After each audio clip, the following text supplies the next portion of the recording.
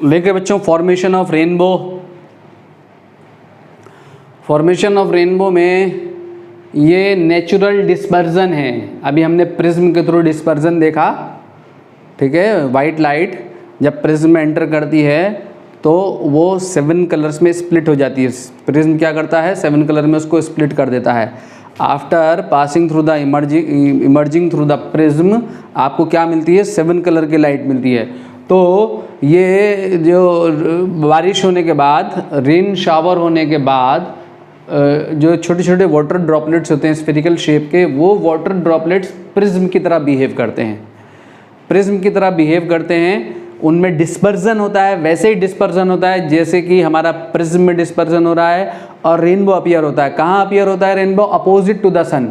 अगर सन आपके back side में है, सन की तरफ पीट करके खड़े होगे तो आपको आपके सामने, फेस के सामने रेनबो दिख रहा होगा। Opposite to the sun rainbow appear होता है। कैसे फॉर्म होता है रेनबो?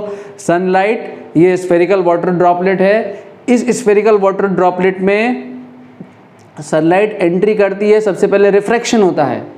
रिफ्रैक्शन के साथ साथ डिस्पर्जन होता है, क्योंकि ये वाटर क्या करेगा, 7 कलर है सनलाइट में, 7 के 7 कलर को अलग अलग रिफ्रैक्टिव इंडेक्स ऑफर करेगा, अलग अलग एंगल पे बेंडिंग होगी।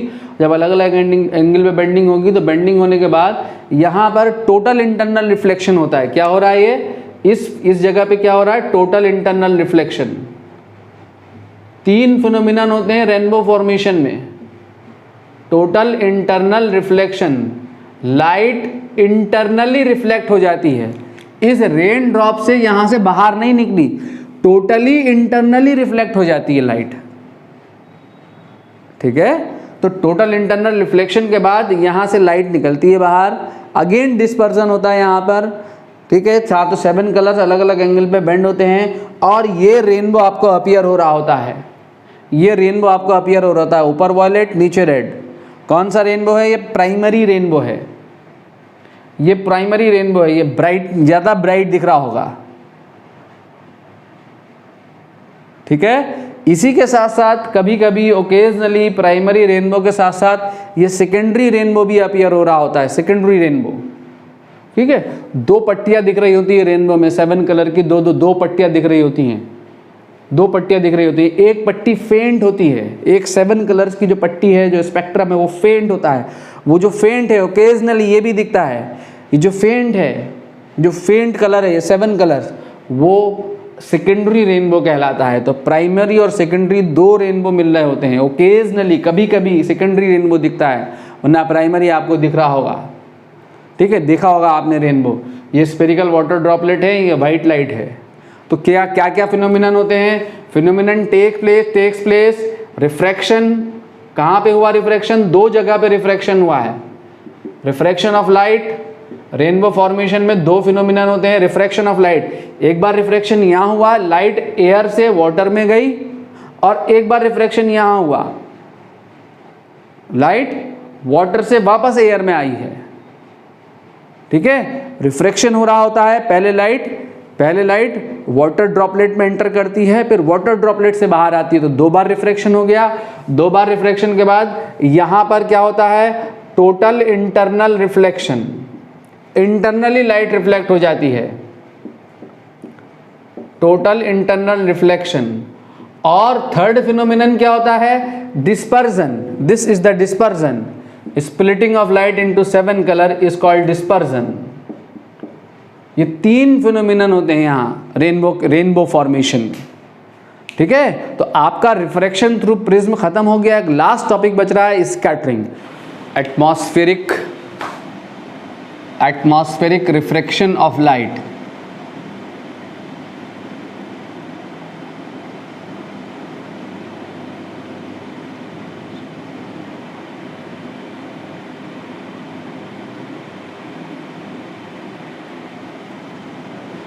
अगर हम एटमॉस्फेयर की बात करें तो एटमॉस्फेयर में एयर की डेंसिटी अर्थ की सरफेस से जब ऊपर हाई एल्टीट्यूड पे जाते हैं, अर्थ की सरफेस से above the surface of the earth move कर रहे होते हैं, तो density of the molecule of earth atmosphere वो डिक्रीज़ करती है। ये तो जानते हैं आप।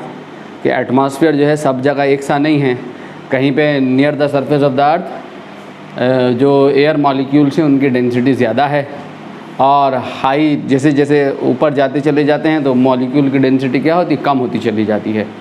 तो जब हम अर्थ एटमॉस्फेयर में टॉप से towards the surface of the earth move कर रहे होते हैं तो हम कहाँ से कहाँ चल रहे होते हैं, रेयरर से डेंसर मीडियम की तरफ को चल रहे होते हैं। मीनिंग टू से कि refractive index of the earth atmosphere constant value नहीं है।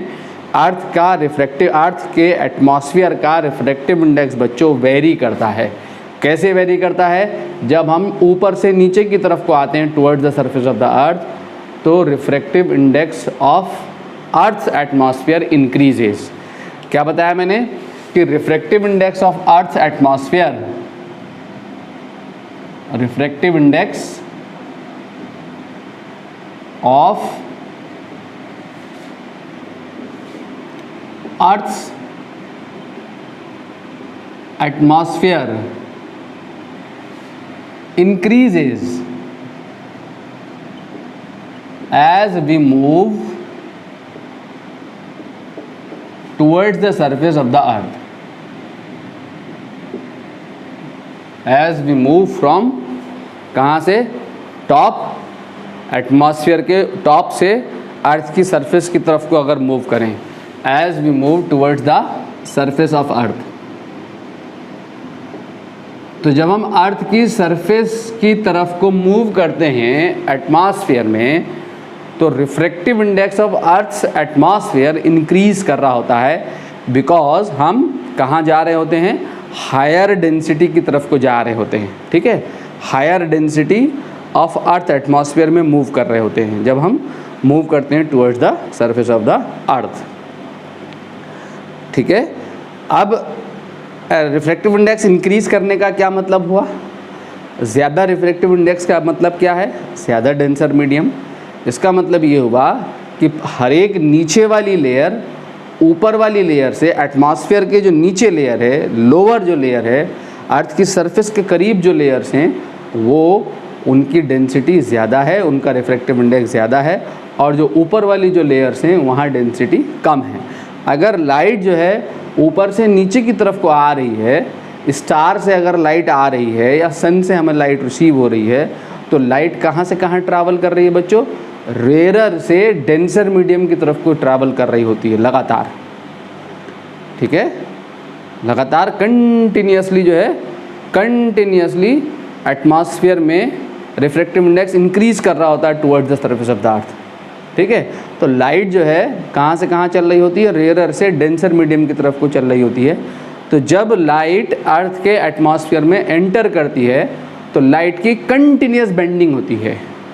अगर लाइट को एटमॉस्फेयर नहीं मिल रहा है, वैक्यूम में लाइट सीधे स्ट्रेट पाथ पे ट्रैवल करती है, लेकिन जैसे ही अर्थ के एटमॉस्फेयर में एंटर करेगी सनलाइट या स्टार से आने वाली लाइट या मून से आने वाली लाइट, जैसे ही अर्थ एटमॉस्फेयर में एंटर करेगी तो अर्थ एटमॉस्फेयर में एंटर करते ही वहाँ रिफ्रैक्टिव इंडेक्स लगातार इंक्रीज़ करता चला जाएगा, तो लाइट की कंटिन्यूस बेंडिंग होती चली जाएगी टुवर्ड्स द नॉर्मल, क्योंकि लाइट जो है रेयरर से डेंसर मीडियम की तरफ को चल रही होती है।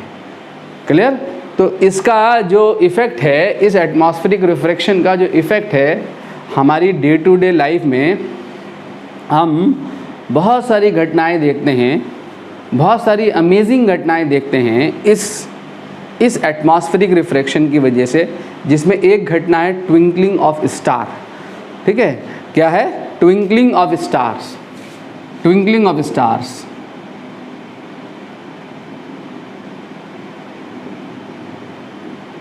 इसका अगर हम एप्लीकेशन देखें कि एटमॉस्फेरिक रिफ्रैक्शन की वजह से क्या क्या हैपनिंग, क्या क्या नेचुरल इवेंट्स, क्या क्या अमेजिंग नेचुरल इवेंट्स हमें दिखाई दे रहे हैं।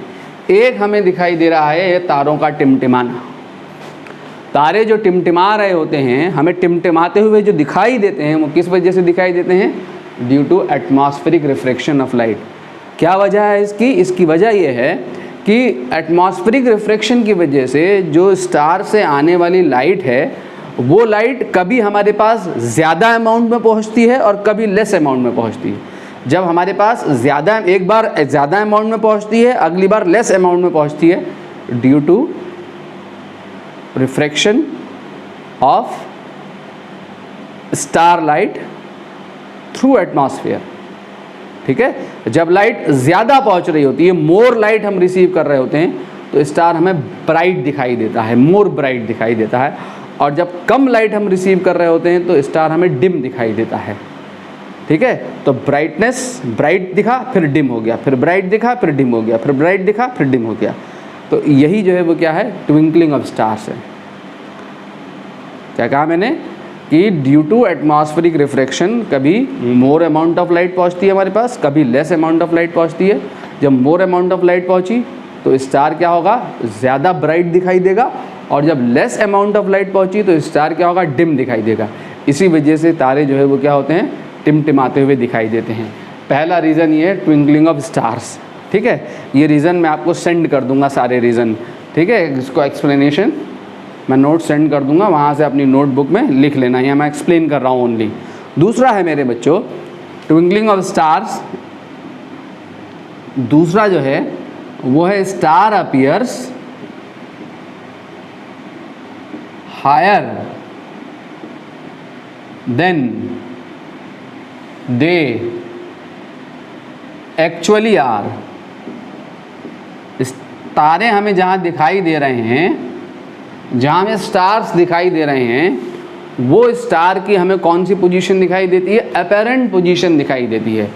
स्टार की जो एक्चुअल हाइट है हमसे, स्टार की जो एक्चुअल डिस्टेंस है, वो स्टार्स उस एक्चुअल पोजीशन पे ना दिखाई देकर हायर पोजीशन पे दिखाई देते हैं।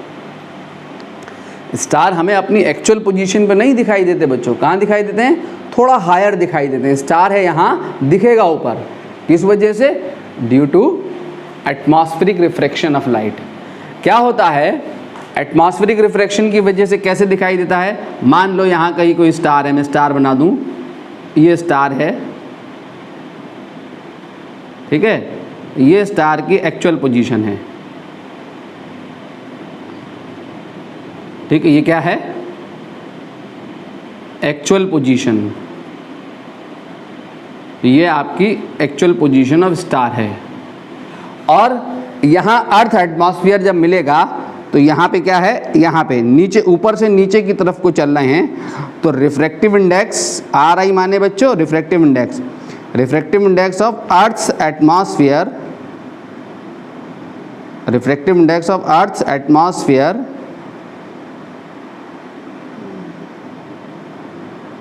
इंक्रीजेज। ठीक है, तो जब लाइट आती है स्टार से तो कंटिन्यूसली बेंड होती हुई आती है। अगर यहाँ पे वो ऑब्जर्वर है जो इस लाइट को रिसीव कर रहा है, ये ऑब्जर्वर है, इसने लाइट को रिसीव करा। ठीक है, तो लाइट क्या होती है, कंटिन्यूसली बेंड होती है, कंटिन्यूस बेंडिंग होती है। किस वजह से, अर्थ के एटमॉस्फेयर की वजह से लगातार बेंड होती चली जाती है, क्योंकि ऊपर से नीचे चलने पर रिफ्रैक्टिव इंडेक्स, अर्थ के एटमॉस्फेयर का रिफ्रैक्टिव इंडेक्स जो है लगातार क्या करता है, इंक्रीज करता चला जाता है। तो लाइट रेयर से डेंसर की तरफ को मूव कर रही होती है। तो जब ये ऑब्जर्वर इसको रिसीव करता है तो ये light dot dot dot dot dot dot dot dot dot dot करके आगे बढ़ाओ, ये लाइट जो है इस ऑब्जर्वर को वहाँ से आती हुई दिखाई ना देकर इस पोजीशन से आती हुई दिखाई देती है। तो स्टार तो है यहाँ, स्टार है यहाँ, दिखेगा यहाँ, ये क्या है, apparent position, apparent position of star.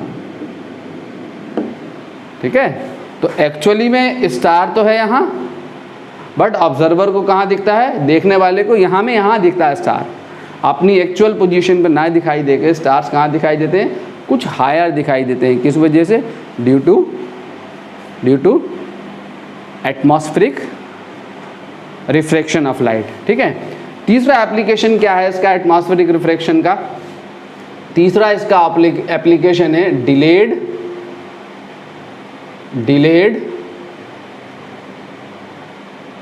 तीसरा जो एप्लीकेशन है बच्चों वो क्या है, delayed sunrise and delayed sunset. क्या है delayed sunrise and delayed sunset?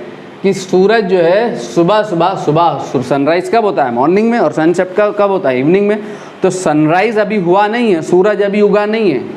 Horizon से सूरज हमें सन हमें तब अपीयर होना चाहिए जब वो होरिजन से ऊपर आ जाए। तो सूरज अभी होरिजन से ऊपर नहीं आया है, उगा नहीं है, लेकिन 2 मिनट पहले हमें दिख जाता है। सनराइज होने से पहले हमें 2 मिनट पहले सन अपीयर हो जाता है, और सनसेट होने के 2 मिनट बाद तक दिखाई देता रहता है। किस वजह से? Due to atmospheric refraction of light. क्या कहा मैंने? कि सन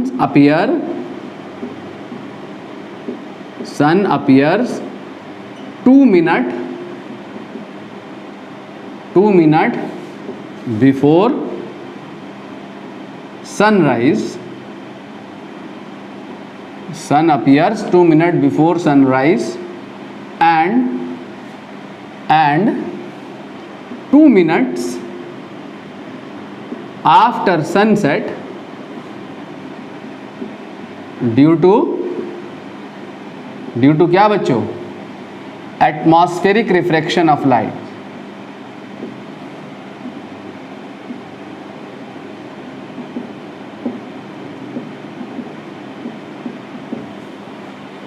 ठीक है? क्यों ऐसा क्यों होता है? ऐसा इसलिए होता है बच्चों, ये हमारी अर्थ है,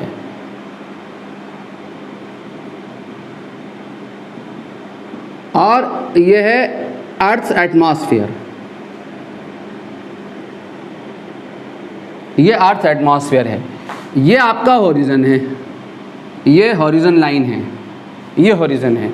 सन हमें तब अपीयर होना चाहिए जब यहाँ ऑब्जर्वर अगर है तो सन इस लाइन के जब ब्लो होगा, तो सनराइज कब होता है? जब सन इस लाइन के ऊपर चला आता है। तो सन अभी यहाँ है नीचे, हॉरिजन से नीचे, ये हॉरिजन है, ठीक है? सन है यहाँ, सन है यहाँ,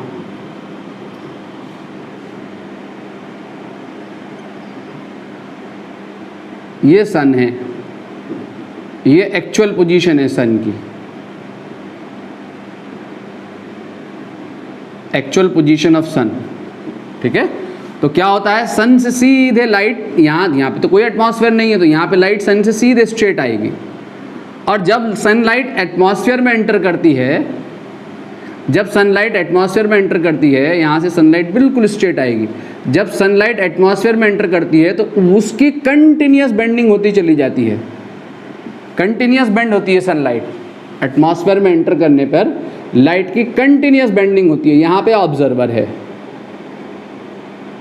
ऑब्जर्वर है, तो इस कंटिन्यूस बेंडिंग की वजह से ये जो ऑब्जर्वर लाइट को रिसीव कर रहा है, ये लाइट इसको यहाँ से आती हुई ना दिखाई देके, स्ट्रेट करो, dot dot dot dot dot dot करके पीछे बढ़ाओ, तो यहाँ से आती हुई दिखाई देती है। ये इमेज है सन की, सन है यहाँ, उसकी इमेज यहाँ बनती है। ये अपैरेंट पोजीशन है सन की। क्या है? APARENT, apparent position, apparent position of sun, ठीक है? तो सन अभी उगा नहीं है, सन अभी उगा नहीं है, लेकिन उगने से, सनराइज होने से 2 मिनट पहले ये अपीयर हो जाता है बिकॉज ऑफ एटमॉस्फेरिक रिफ्रैक्शन, ठीक है? क्योंकि at the time of sunrise और at the time of sunset light को एटमॉस्फेयर में लार्ज डिस्टेंस ट्रैवल करनी होती है, लार्ज डिस्टेंस ट्रैवल करके आती है। तो इस कंटिन्यूस रिफ्रैक्शन की वजह से सन है यहाँ, दिखता है यहाँ, उसकी इमेज बनती है। Due to same reason sunset के टाइम पे होता है, ठीक है? सन सेट हो चुका है, लेकिन उसके बाद भी 2 मिनट बाद तक अपीयर होता रहता है सनसेट। ये एटमॉस्फेयर है।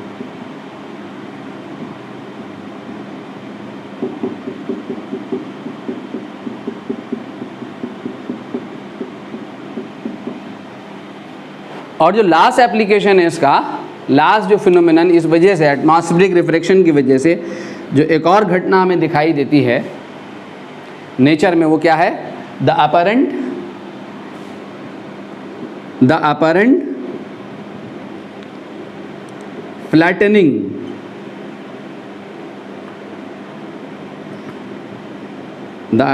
फ्लैटनिंग ऑफ सन्स डिस्क, जो सन है वो फ्लैटनिंग होती है उसकी, सन्स डिस्क जो है हमें फ्लैटन दिखाई देता है सन किस टाइम पे, at sunrise and sunset, at sunrise and sunset,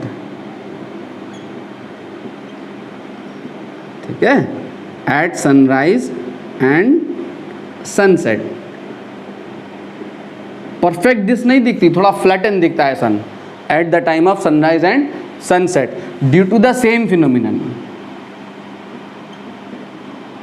due to the ये सेम फिनोमिनन एटमॉस्फेरिक रिफ्रैक्शन।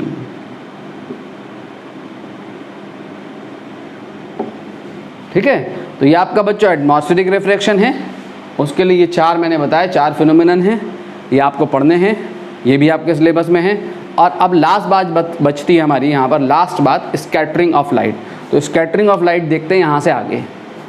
बच्चों हमारा लास्ट टॉपिक बच रहा है स्कैटरिंग ऑफ लाइट, ठीक है। तो for scattering to take place, एक कंडीशन आप याद रखें कि for scattering to take place size of the particles, वो पार्टिकल्स जिन पार्टिकल से टकरा के लाइट स्कैटर्ड हो रही है, size of the particles must be comparable to the wavelength of the light, ठीक है। तो पार्टिकल या वो ऑब्स्टिकल जिससे लाइट टकरा रही है, अगर उस पार्टिकल और उस ऑब्स्टिकल का साइज लाइट की वेवलेंथ के कंपेरेबल है तो स्कैटरिंग होगी, और अगर लाइट की वेवलेंथ से बहुत बड़ा है साइज, तब स्कैटरिंग ना होकर रिफ्लेक्शन होता है, ठीक है। उस रिफ्लेक्शन को हम पढ़ के आए हैं फर्स्ट लेक्चर में, दो प्रकार का रिफ्लेक्शन, डिफ्यूज या इरेगुलर रिफ्लेक्शन, और दूसरा मिरर लाइक रिफ्लेक्शन। जैसे ये वॉल हैं, आपके रूम में जो वॉल हैं, वॉल से जो लाइट है वो टकरा के डिफ्यूज रिफ्लेक्शन दे रही होती है, ठीक है। वॉल से टकरा कर लाइट कैसा रिफ्लेक्शन दे रही होती है, डिफ्यूज रिफ्लेक्शन दे रही होती है, स्कैटरिंग नहीं हो रही होती है, बिकॉज यहाँ पे जो साइज़ है, जो ट्रांसवर्स डायमेंशंस हैं, लंबाई चौड़ाई, ये सब जो ट्रांसफर डायमेंशंस हैं रिफ्लेक्टर की, वो लाइट की वेवलेंथ के कंपैरेटिवली लार्ज हैं। अगर वेरी लार्ज हैं तब रिफ्लेक्शन होता है, और अगर ऑब्स्टिकल का साइज़ लाइट की वेवलेंथ के कंपैरेबल है, नियर साइज़ है, तब जो है वो क्या होती है, स्कैटरिंग होती है, ठीक है। तो जो टाइनी पार्टिकल्स हैं, जो very small very fine particles हैं, वो फाइन पार्टिकल्स शॉर्टर वेवलेंथ की लाइट को स्कैटर्ड करते हैं। शॉर्टर वेवलेंथ की लाइट कौन है, विबग्योर में अगर आप जाएं तो वायलेट से जब आप रेड की तरफ को चलते हैं तो wavelength of the light increase करती है, यानी लाइट में, वाइट लाइट में जो वायलेट और ब्लू कलर है उसकी वेवलेंथ मच स्मॉलर होती है compare to the red light, ठीक है। रेड कलर की वेवलेंथ ब्लू कलर की वेवलेंथ से लगभग डबल या 1.8 टाइम ज़्यादा होती है। तो जो फाइन पार्टिकल्स हैं वो ब्लू लाइट को स्कैटर्ड करते हैं, और जो लार्ज पार्टिकल्स हैं उनसे लार्ज वेवलेंथ की लाइट स्कैटर्ड होती है। लार्ज वेवलेंथ मीन्स रेड और ऑरेंज। रेड और ऑरेंज पे जाओगे स्पेक्ट्रम में, विबग्योर में आखिरी वाले रेड और ऑरेंज वाले पायदान पे जाओगे तो वो लाइट जो है स्कैटर्ड हो रही होती है, किससे, लार्ज पार्टिकल से, ठीक है। और जो कंपैरेटिवली वेरी लार्ज पार्टिकल्स होते हैं, ठीक है, वहाँ पर लाइट कैसी अपीयर हो रही होती है, वाइट लाइट हमें अपीयर हो रही होती है। तो मैंने यहाँ पर आपके लिए लिखा है पहले से, क्या वो जो मैंने एक्सप्लेन किया वो सारे पॉइंट्स यहाँ लिखे हुए हैं। क्या लिखा है मैंने यहाँ स्कैटरिंग में, कि for scattering to take place size of particles should be comparable to the wavelength of the light, ठीक है। very fine particles scatter mainly blue light, ठीक है। blue light को क्यों स्कैटर्ड करते हैं fine particle, because of shorter wavelength, ठीक है। शॉर्टर वेवलेंथ को फाइन पार्टिकल जो है वो स्कैटर्ड करेंगे। Particle of larger size scatter light of longer wavelength. Longer wavelength की लाइट कौन सी है, red and orange, red and orange, ठीक है। इस लाइट को स्कैटर्ड करते हैं comparatively larger size particles, and if size of the particle is very large then the scattered light में इवन अपीयर वाइट। ठीक है, अगर वेरी लार्ज है तो स्कैटर्ड लाइट में इवन अपीयर वाइट। एप्लीकेशन में इसका मेन एप्लीकेशन जो है वो क्या है, स्काई अपीयर्स ब्लू। क्यों अपीयर होता है स्काई ब्लू? इसलिए अपीयर होता है कि जो हमारा जो एयर है, एयर में क्या क्या होते हैं, स्मॉल पार्टिकल्स होते हैं। स्मॉल पार्टिकल्स में क्या होते हैं, एयर मॉलिक्यूल्स, एयर मॉलिक्यूल्स के अलावा tiny water droplets and small dust particles. ठीक है, तो part of the sunlight scattered होती है। कौन सा लाइट स्कैटर्ड होती है? Blue colour because of shorter wavelength ज़्यादा स्कैटर्ड होता है कंपेयर टू रेड। तो ब्लू कलर ज़्यादा स्कैटर्ड होता है, तो द स्मॉल पार्टिकल्स स्कैटर। कौन कौन से small particles? Blue, tiny water droplets and dust particles scatter blue light more because it has shorter wavelength, so sky appears blue. Sky जो है वो कैसा दिखता है हमें? कलर ऑफ स्काई ब्लू दिखता है। ठीक है बच्चों, स्कैटरिंग में टिंडल इफेक्ट देखें हम, और टिंडल इफेक्ट देखने के बाद इसका एप्लीकेशन देखें। क्या इसका एप्लीकेशन है? इसका नेचुरल फिनोमिनन एटमॉस्फेयर में जो हमारी सराउंडिंग में स्कैटरिंग की वजह से जो हमें फिनोमिनन दिखाई दे रहे हैं, जो घटनाएं दिखाई दे रही हैं, उनको हम देखें। और टिंडल इफेक्ट छोटी क्लासेस में आपने पढ़ा है कि जब बीम ऑफ लाइट किसी कोलाइडल सॉल्यूशन से पास करती है तो हमें जो लाइट बीम है उसका पाथ अपीयर होता है। ठीक है, ये इफ़ेक्ट जो है वो टिंडल इफ़ेक्ट कहलाता है। क्या कहलाता है? टिंडल इफ़ेक्ट। तो टिंडल इफ़ेक्ट को अगर हम देखें कि जो हमारा अर्थ एटमॉस्फेयर है वो हेट्रोजीनियस मिक्सचर है। हेट्रोजीनियस मिक्सचर है किसका? माइन्यूट पार्टिकल्स का। माइन्यूट पार्टिकल्स कौन कौन होते हैं हेट्रोजीनियस में? The earth atmosphere is a heterogeneous mixture of minute particles. क्या क्या होते हैं इसमें? स्मोक, धुआं, tiny water droplets, suspended particles of dust and molecule of air. ठीक है, किसी फाइन होल से, किसी डार्क रूम में फाइन होल से अगर किसी कमरे में धुआं भरा हुआ है या डस्ट पार्टिकल्स हैं, ठीक है, किसी फाइन होल से अगर सनलाइट एंटर कर रही होती है तो आपको लाइट का पाथ क्लियरली विजिबल होता है। और वो लाइट का पाथ जो बीम ऑफ लाइट एंटर कर रही होती है फाइन होल से, उसमें बीम जो लाइट का पाथ आपको अपीयर हो रहा होता है तो उसमें आपको सस्पेंडेड डस्ट पार्टिकल भी मूव करते हुए दिख रहे होते हैं। उस बीम ऑफ जिस पाथ के थ्रू जो बीम ऑफ लाइट आ रही होती है थ्रू अ फाइन होल, ठीक है, बीम ऑफ सनलाइट आ रही होती है रूम में थ्रू अ फाइन होल, तो वो आपको उस बीम का पाथ भी दिखता है, साथ साथ उसमें सस्पेंडेड जो डस्ट पार्टिकल है वो भी मूव करते हुए दिखाई देते हैं। यही टिंडल इफेक्ट है, यही टिंडल इफेक्ट है। कैसे होता है ये? कि जब लाइट बीम जो है इन पार्टिकल से टकराती है तो पार्टिकल से टकराने के बाद उसका रिफ्लेक्शन होता है डिफ्यूजली। राइट, लाइट रिफ्लेक्ट होती है डिफ्यूज मैनर में। डिफ्यूज मतलब इर्रेगुलर मैनर में। और लाइट का जो रिफ्लेक्शन होगा इतने स्मॉल पार्टिकल से इर्रेगुलर मैनर में, वो स्कैटरिंग कहलाता है। ठीक है, इस स्कैटरिंग की वजह से आपको लाइट का पाथ क्लियरली विजिबल होता है। ठीक है बच्चों, तो क्या होता है कि द लाइट रीचेज अस, कैसे पहुंचती है light? After being reflected diffusely, ठीक है, बाय द पार्टिकल्स। ये जो डिफ्यूज रिफ्लेक्शन है थ्रू दीज स्मॉल पार्टिकल्स, इसे क्या कहते हैं? स्कैटरिंग कहते हैं। तो the phenomenon of scattering of light by colloidal particles give rise to Tyndall effect. तो ये कोलाइडल पार्टिकल से जो लाइट का जो phenomenon of light, of scattering of light, the phenomenon of scattering of light by colloidal particles is called Tyndall effect. ठीक है, इसका एग्जाम्पल ये वो अभी जो मैंने बताया आपको। This phenomenon is seen when a fine beam of sunlight enters a smoke filled room through a small hole. ठीक है, स्मोक फिल्ड रूम में जब सनलाइट एंटर करेगी थ्रू अ स्मॉल होल तो आपको बीम ऑफ लाइट जो है वो उसका पाथ क्लियरली विजिबल होगा, और उस बीम ऑफ लाइट में जो पार्टिकल्स होंगे, स्मोक पार्टिकल, डस्ट पार्टिकल, वो आपको मूवमेंट उनका दिखाई दे रहा होगा, मूव करते हुए दिखाई दे रहे होंगे। दस scattering of light makes the particle visible. ठीक है, scattering of light makes the particle visible. और कहाँ दिखाई देता है? Tyndall effect can also be observed, ये हमारी डेली लाइफ में हमें दिख रहा होता है, when sunlight Passage through a canopy of dense forest.